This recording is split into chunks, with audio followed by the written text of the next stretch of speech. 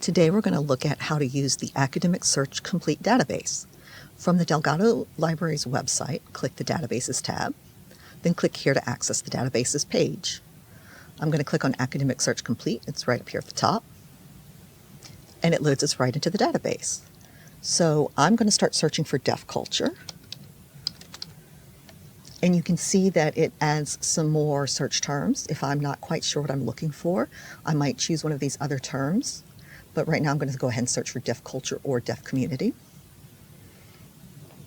So that gave me almost 1,300 results.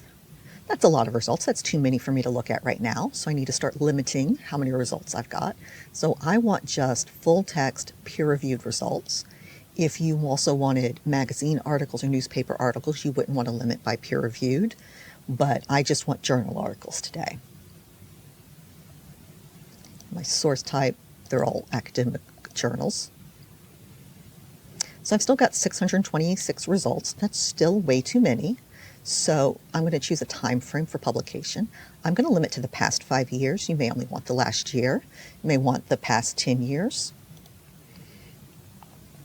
That gets me down to 163 results. That is probably a reasonable number for me. But if we wanted to filter further, we could click all filters up here. And then we could refine that publication date. We could choose custom range. I'm going to leave it at the past 5 years. We could choose some thesaurus terms. So if we wanted to limit to just deaf children, if we wanted to limit to people with hearing disorders, the hearing impaired, people who use American Sign Language, the term deaf culture, communication barriers.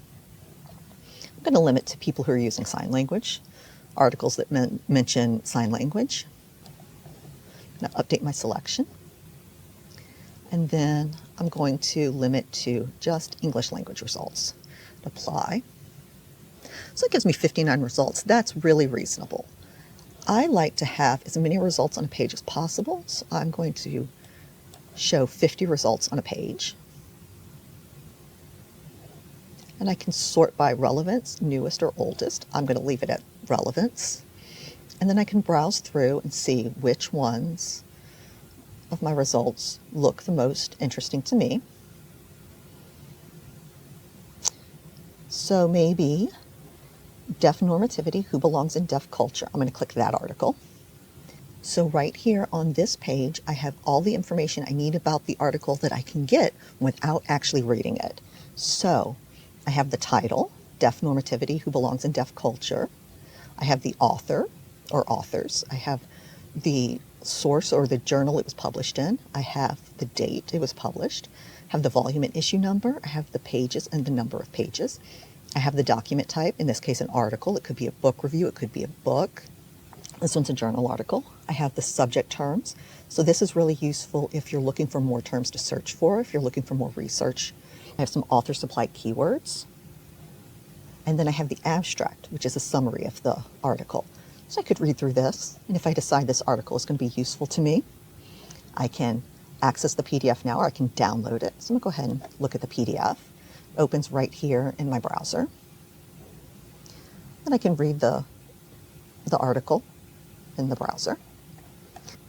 I can see some related articles that might be helpful with similar keywords or similar themes.